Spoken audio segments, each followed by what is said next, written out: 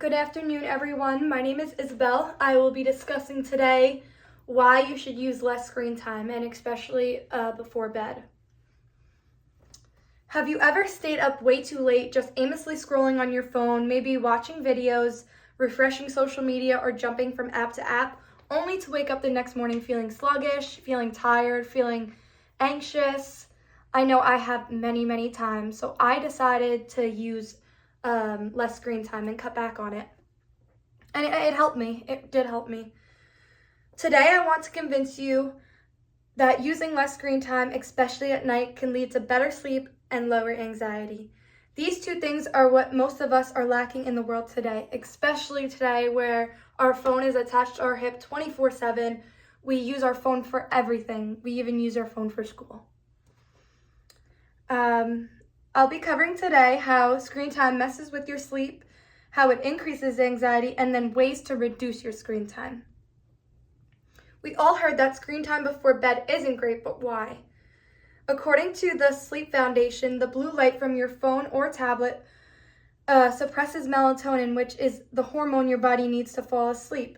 Without it, your brain doesn't know it's time to rest. That's why you can't sleep or you feel wide awake after scrolling for hours. So I will be showing you this visual aid of how exposure to blue light affects your brain and your body. So it affects your memory. It could affect your retina. It could affect your cataracts. Researchers are investigating whether or not blue light could lead to cataracts.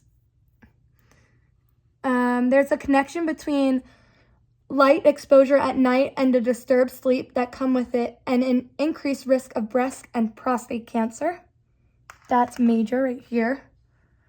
There's an obesity risk because you're not motivated, you're feeling tired, you're feeling sluggish, so you're not getting as much movement in your day-to-day life. Depression and anxiety, they go hand in hand. A poor night's sleep caused by smartphone light can make it harder to learn. Pretty crazy, huh? How exposure to blue light affects your brain and body, it really does. It has very negative effects on your brain and your body. The National Institute of Health also found that using technology before bed overstimulates the brain, delaying sleep and causing frequent interruptions during the night. So even if you're falling asleep, you may not be getting the restful sleep that your body needs. You're not getting that good quality of sleep that your body needs.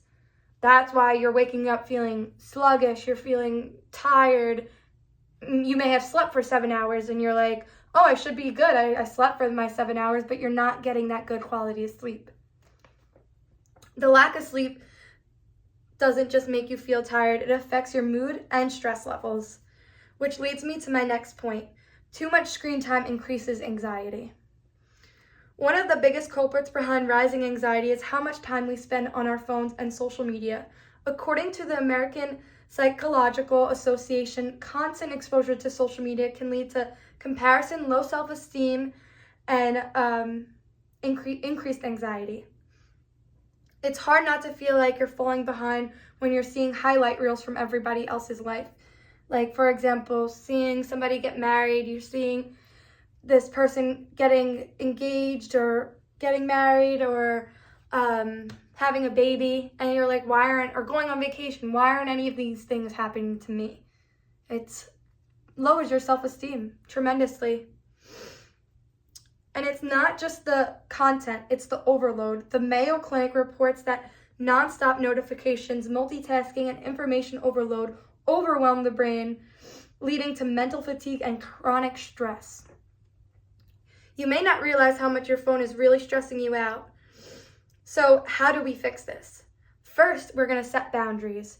So turning your phone on Do Not Disturb, the Harvard Health blog recommends to do that.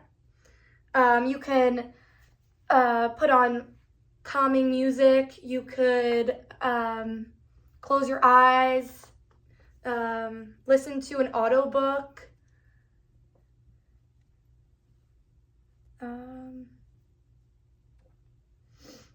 Second, track your usage.